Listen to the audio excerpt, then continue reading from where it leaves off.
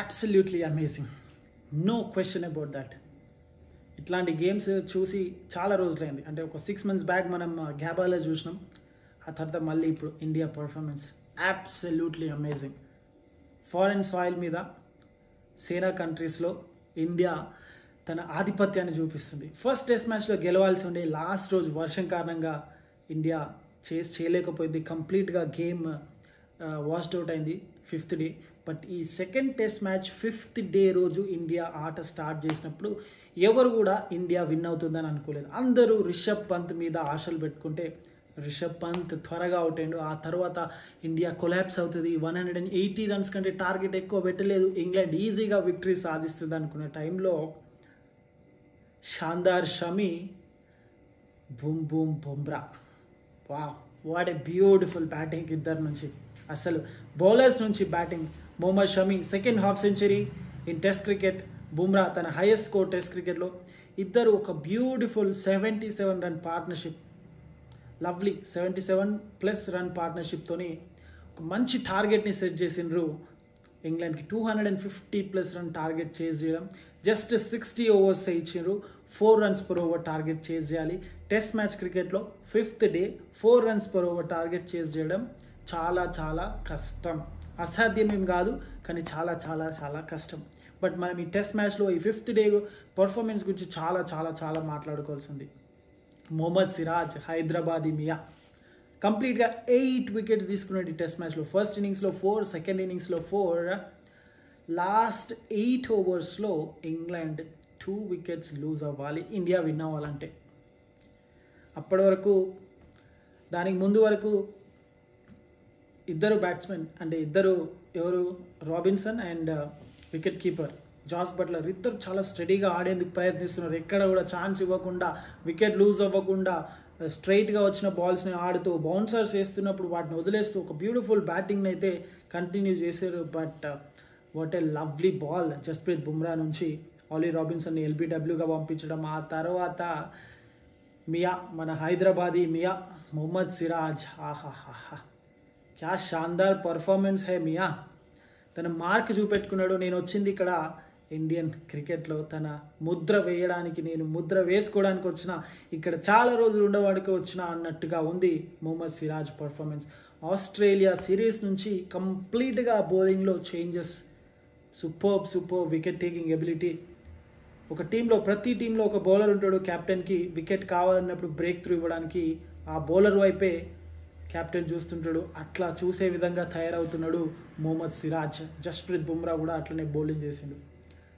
Ishant Sharma, Mohammed Shami, Jasprit Bumrah, lovely bowling unit.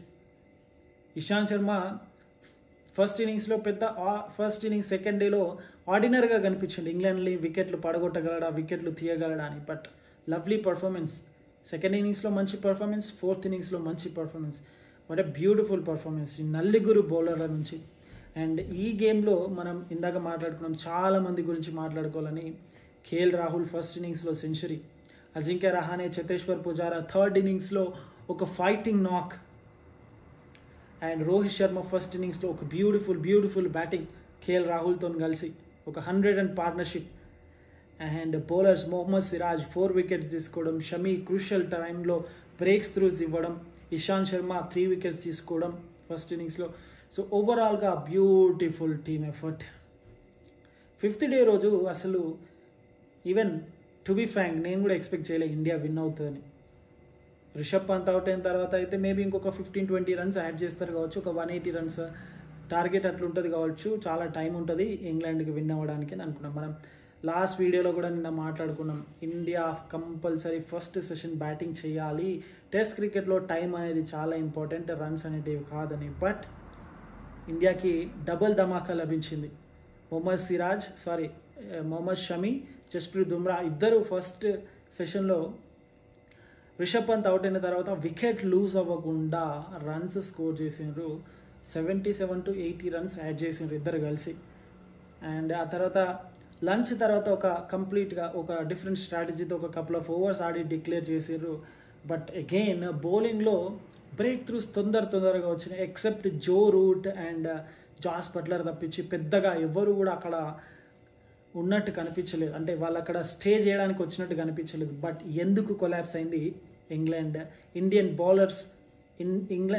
Bowlers England బ్యాట్స్మెన్పై ఆధిపత్యం చెలాయించడానికి reasons ఏంటి? కంప్లీట్గా ప్రెషర్లోకి వెళ్ళిపోయింది ఇంగ్లాండ్. 60 ఓవర్స్లో 4 runs per ఓవర్తో టార్గెట్ చేయాలంటే డెఫినెట్గా టెస్ట్ క్రికెట్లో చాలా ట్రబుల్ అవుతుంది. అండ్ ఇనీషియల్గా 3 క్విక్ వికెట్స్ లూజ్ అయింది. ఆ తర్వాత Joe Root he took that responsibility, but other end నుంచి ఎవరు కూడా నిలదొక్కలేకపోయారు. And at the same time India వికెట్లు తీస్తుంది, క్లోజింగ్ ఫీల్డర్స్ని పెడుతుంది, ప్రెషర్ని బిల్డ్ చేస్తుంది, ఎక్కడ కూడా ఈజీ బాల్స్ వేయట్లేదు. కంప్లీట్గా టైట్ బౌలింగ్ లైన్తో బౌలింగ్ చేస్తూ బ్యూటిఫుల్గా రెస్ట్రిక్ట్ చేసింది ఇంగ్లాండ్ని. సో ఈ విక్టరీ అయితే డెఫినెట్గా మెమరబుల్ విక్టరీ. ఓవర్సీస్ విక్టరీస్లో గ్యాబా తర్వాత ఈ 6-7 monthsలో I think this will be the next best victory after Gabba. అసలు మాటలు లేవు చెప్పడానికి ఈ విక్టరీ గురించి. మొహమ్మద్ సిరాజ్ అయితే చాలా అండ్ ఈ టెస్ట్ మ్యాచ్కి ముందు శార్దుల్ ఠాకూర్ ప్లేస్లో వచ్చిన ఇషాంత్ శర్మను కూడా చాలా వరకు ఒక బ్యాట్స్మెన్ తక్కువ అవుతున్నారు. ఇషాంత్ శర్మ టీంలో తీసుకొని ఇండియన్ టీం డెఫినెట్గా మ్యాచ్ అయిపోయిన తర్వాత రిగ్రెట్ అవుతుంది. అశ్విన్ తీసుకొని ఉంటే బ్యాటింగ్ ఎబిలిటీ ఉంటుందని. బట్ అశ్విన్ బ్యాటింగ్ మిస్ అవుతున్న దాన్ని మొహమ్మద్ షమి అండ్ జస్ప్రీత్ బుమ్రా ఇద్దరు కంప్లీట్గా ఆ లోటుని కనిపించకుండా చేశారు. రీసెంట్ పాస్ట్లో మన టేలెండర్స్ పర్ఫామ్ చేయట్లేదు అని కంప్లైంట్ ఉంది. బట్ ఫస్ట్ టెస్ట్లో పర్ఫామ్ చేసిండ్రు అండ్ ఈ సెకండ్ టెస్ట్లో కూడా పర్ఫామ్ చేసిండ్రు. రీసెంట్ పాస్ట్లో చాలా వరకు అన్ని టీమ్స్ టేలెండర్స్తో కూడా నెట్స్లో ప్రాక్టీస్ చేపిస్తుంది బ్యాటింగ్. ఎందుకంటే టెస్ట్ క్రికెట్లో మనం చూస్తున్నాం 3.5 days 4 daysలో మ్యాచెస్ ముగుస్తున్నాయి. సో అట్లాంటప్పుడు కంప్లీట్గా టీం 20 wickets తీసుకుంటుంది. 20 wickets తీసినప్పుడు డెఫినెట్గా టేలెండర్స్ కూడా అవుట్ అవుతారు. కాబట్టి వాళ్ళు కనుక ఒక మినిమం కాంట్రిబ్యూషన్ చేస్తే ఆ రన్స్ అనేటివి చాలా క్రూషియల్ అవుతాయి. సో అలా చాలా వరకు అన్ని టెస్ట్ ప్లేయింగ్ నేషన్ టీమ్స్ టేలెండర్స్తో కూడా బ్యాటింగ్ ప్రాక్టీస్ చేపిస్తుంది. And it's a process, it takes time. And ఆ రిజల్ట్స్ మనం ఇప్పుడు చూస్తున్నాం. ఒక beautiful half century Mohammed Shami నుంచి. బట్ ఇంకొక డిఫరెన్స్ ఏంటి ఇండియా విన్ అవ్వడానికి ఇంగ్లాండ్ లూజ్ అవ్వడానికంటే, 5th day ఆట స్టార్ట్ చేసినప్పుడు డెఫినెట్గా ఎవరు ఇండియా విన్ అవుతుందని అనుకోలేదు. బట్ ఇండియన్ టీమ్ ఆ సెల్ఫ్ కాన్ఫిడెన్స్, ఆ ప్లేయర్స్లో ఉన్న బిలీఫే ఇండియాని విన్ అవ్వడాగా చేసింది. ఎందుకంటే సెల్ఫ్ కాన్ఫిడెన్స్, ఆ బిలీఫ్ అనేది చాలా ఇంపార్టెంట్. రిషబ్ పంత్ అవుట్ అయిన తర్వాత కూడా ఎస్ షమి అండ్ బుమ్రా వాళ్ళకి పోయేదేముంది, అవుట్ అయినా కూడా టీం ఏమన్నది. ఎందుకంటే వాళ్ళు బౌలర్స్. ఒకవేళ వాళ్ళు రన్స్ కనుక యాడ్ చేస్తే అది డెఫినెట్గా టీంకే బెనిఫిట్ అవుతుంది. సో ఆ ఫ్రీనెస్, ఆ ప్రెషర్ లేని బ్యాటింగ్ వల్లనే వాళ్ళిద్దరు అంత మంచి భాగస్వామ్యాన్ని నెలకొల్పగలిగారు. అది ఇండియా విన్ అవ్వడానికి చాలా యూస్ఫుల్ అయింది. అండ్ ఆ తర్వాత బౌలింగ్లో కూడా, ఎందుకంటే ఎప్పుడైతే మంచి టార్గెట్ ఉంది, కావాల్సినన్ని ఓవర్స్ ఉన్నాయి, బ్యాట్స్మెన్ని ట్రబుల్ చేసే లాంటి బౌలింగ్ వేసే సత్తా ఉన్న బౌలర్స్ ఉన్నారు. కాబట్టి ఇవన్నీ కలగలిసి ఆ కాన్ఫిడెన్స్ లెవెల్స్ ఉండడం వల్ల ఇండియా ఇంగ్లాండ్ని రెస్ట్రిక్ట్ చేయగలిగింది. అండ్ ఇంగ్లాండ్ కంప్లీట్గా ప్రెషర్లోకి వెళ్ళిపోయింది. ఇది ఫస్ట్ టైం కాదు ఇంగ్లాండ్ కొలాప్స్ అవ్వడం. ఇండియాకి టూర్ చేసినప్పుడు కూడా కొలాప్స్ అయింది, అహ్మదాబాద్లో చూసినాం.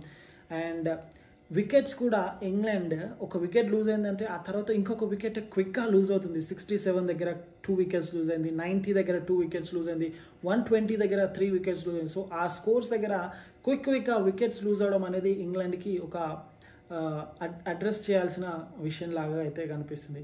బట్ ఓవరాల్గా చూస్తే wonderful victory, proper team effort. ఇంకొక విషయం మాట్లాడి వీడియోని ముగిద్దాం. మనం ఇందాక టీమ్ ఎఫర్ట్ అని మాట్లాడినాం.